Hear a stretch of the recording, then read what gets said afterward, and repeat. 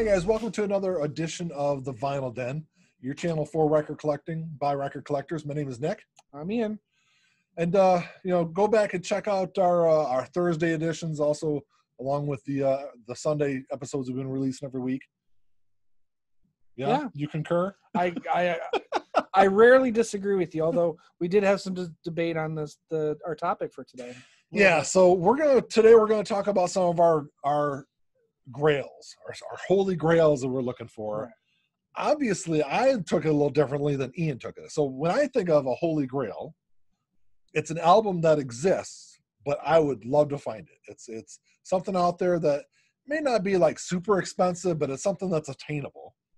And I took it as something that doesn't exist, but I would like it to exist. So that's what we're going to do today. I'm going to give you my 5 grails, and Ian's going to give you his 5.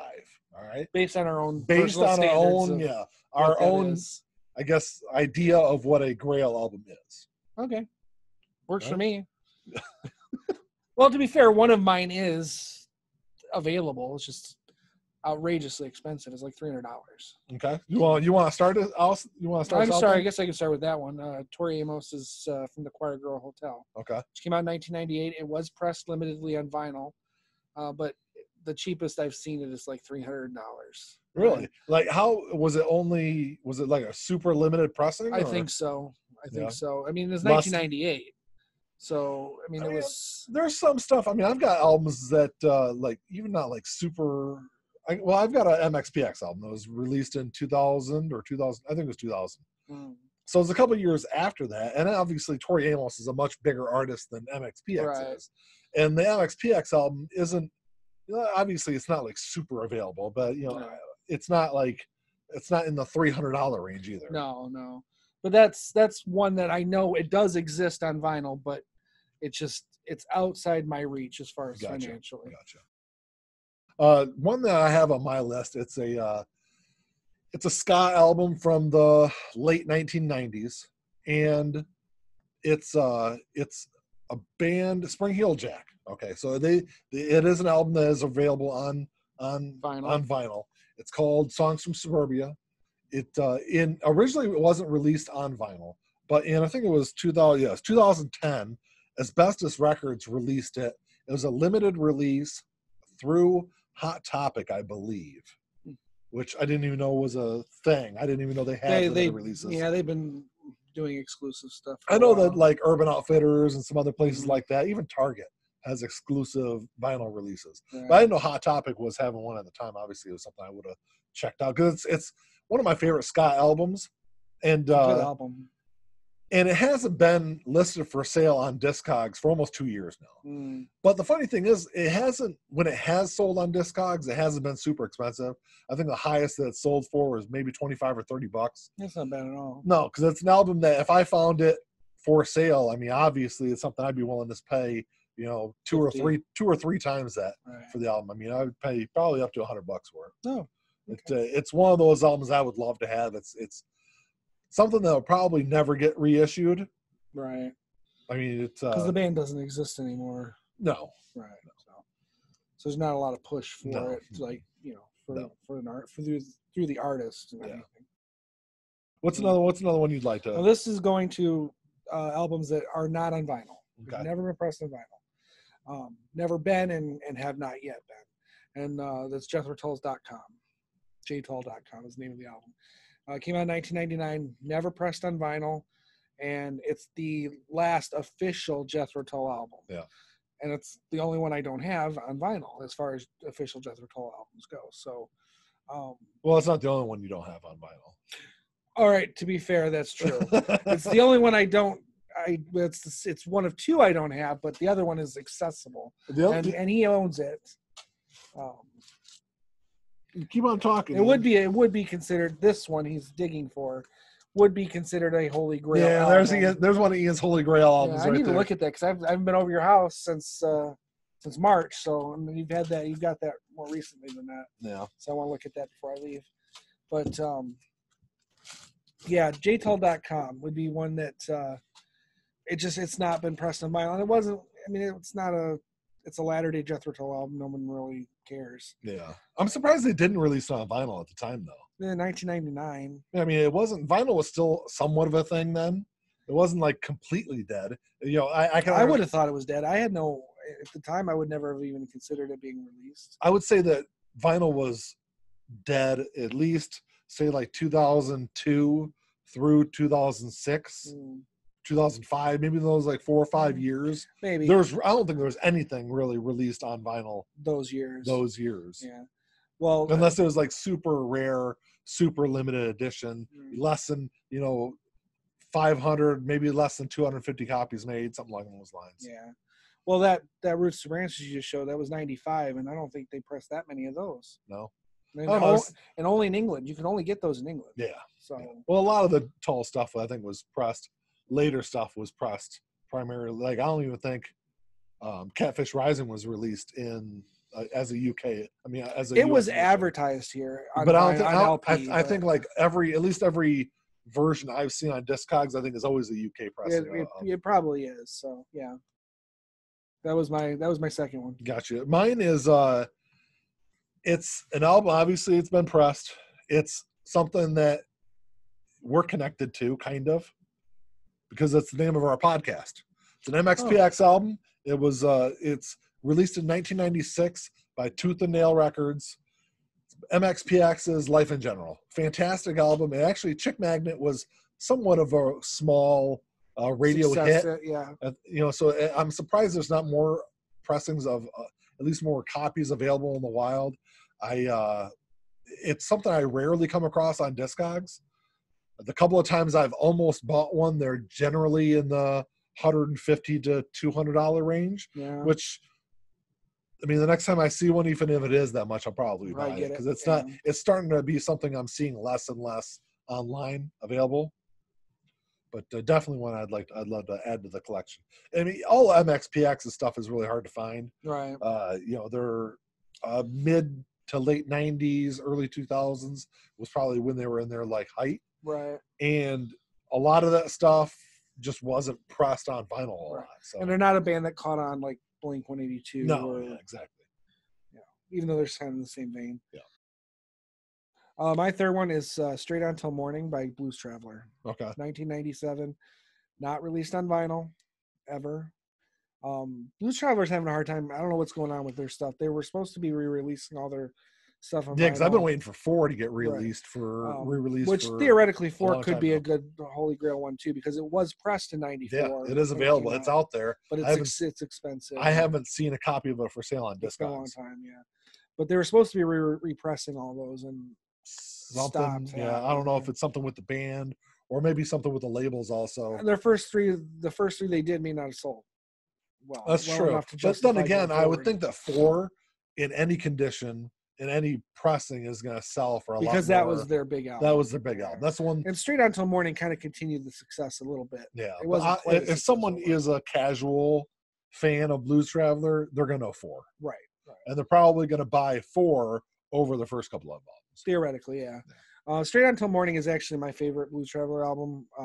I think I go back and forth between that and Travelers and Thieves, but it's probably my favorite Blues Traveler album, and I would really like to have that on vinyl.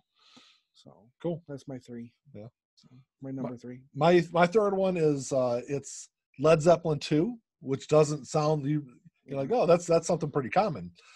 But so Nick, you dumb bastard, that's available everywhere. Yeah, I think I actually had 2 copies of it. Yeah. So there's actually an RL pressing. Robert Ludwig did one of the early pressings of the album. It's done as a hot mix. There's more bass and drums in the album, and is actually they had issues with people returning the album when it was first released, because people thought there was something wrong with the record or wrong with the record player, because cheaper record players would skip that there's so much bass and drums in the album. And from what I've heard or in seen videos of it online, it's supposed to be a fantastic pressing of the album. It's a great album anyway, but just to have, and the RL pressings, you can find them. They're not like super expensive. You can get them $150, $200. Generally a little bit more than I'm willing to pay for a lot of albums. For an album that you've already got 2 copies of. Yes. And there's nothing really different other than the possible sound quality. Just the sound quality of it. And for the most part, I don't have a high-end system as it is, so it's not going to make that big of a difference. I think it's more for the novelty of it, but just to have that RL pressing. Every time I'm in the record store and I see a used copy of Led Zeppelin 2, I always try to make sure. I try to be slick and kind of pull it out, because the record store we go to, at least on Sunday mornings, employees and the owner are kind of normally walking around and talking to people. So right. I try to be slick. I normally there's nothing wrong with looking at the condition the record's in. You would normally say that, but I am the guy that kind of pointed out the fact that I bought a super expensive album from their used section for dirt cheap. Right. And I pointed it out to them after I bought it. So that's why I always kind of try to be slick and pull it out real quick and just see if there's that so maybe they're walking around watching you.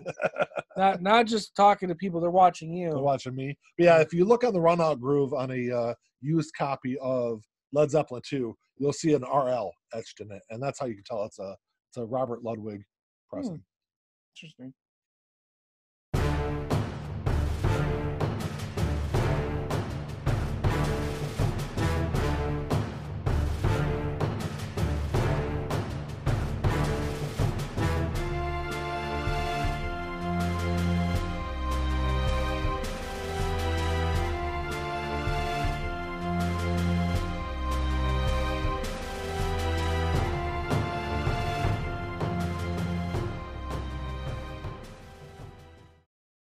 So my number 4 is Hard Candy by Counting Crows. Okay. And I can go back and forth on any of the Counting Crows that aren't on vinyl, because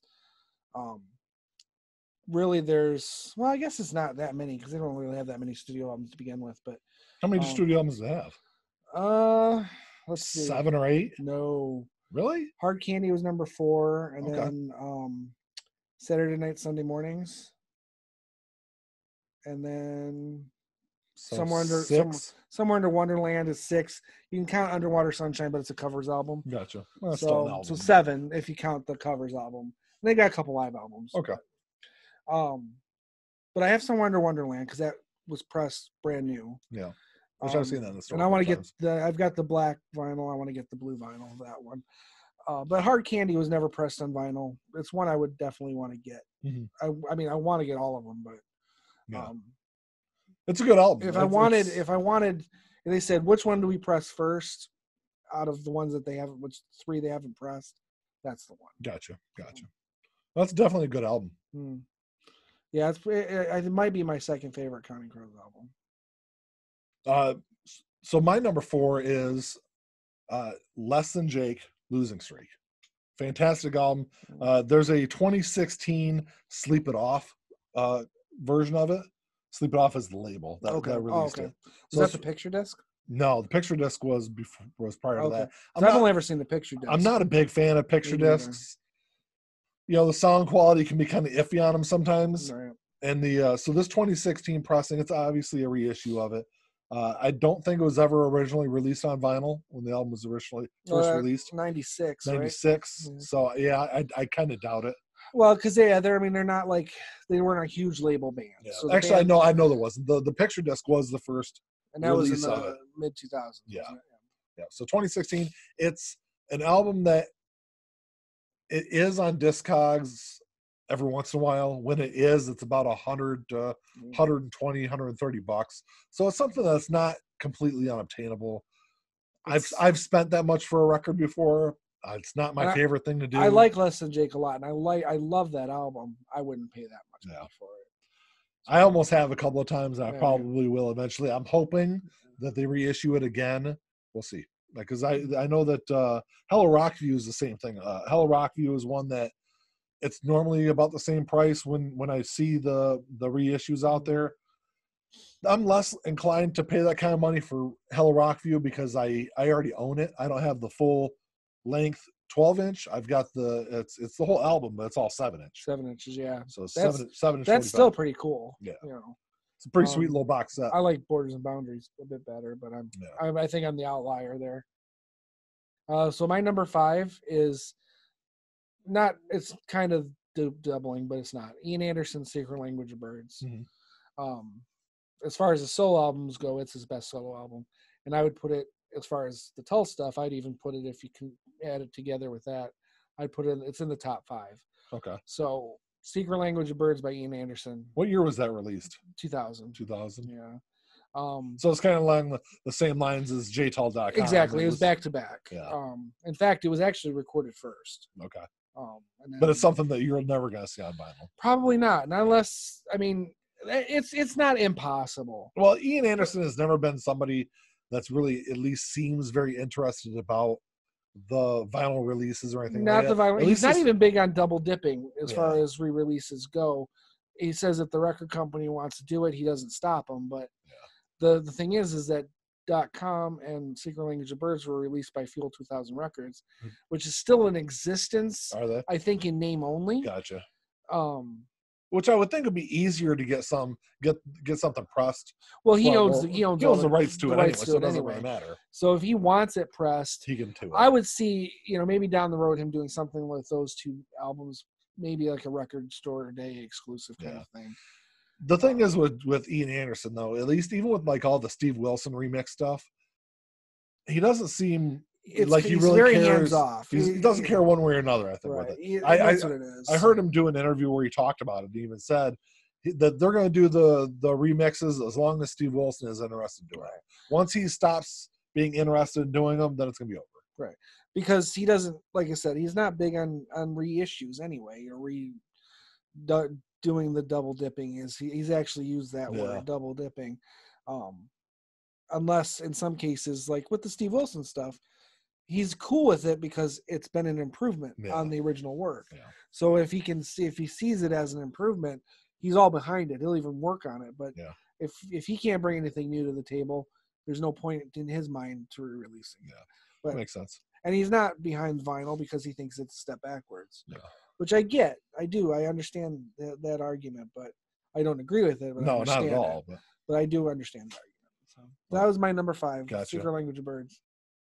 So my number 5 is something that I have a bootleg of. I don't have a real one though, and that is the Beatles Yesterday and Today. Which, if you don't know what that is, I did a whole Thursday edition of the Vinyl Den on. Check it out. Check it out, where I talked about the Butcher cover, and it's if you find one, they're super expensive. I mean, if I want to get one that's complete garbage, a third state that's completely ripped apart, it's still going to cost me $400 or $500, which is a lot for a record. Yeah. And if I want one in pristine condition, you're talking I'd say $1,500 to $2,500. Ooh. That's I'll never a lot. own it. that's why I said something. Not unless I win the lottery or something. That's why I bought a bootleg of it, because I've got it on my shelf. I put pictures of it up before, and it looks cool. It's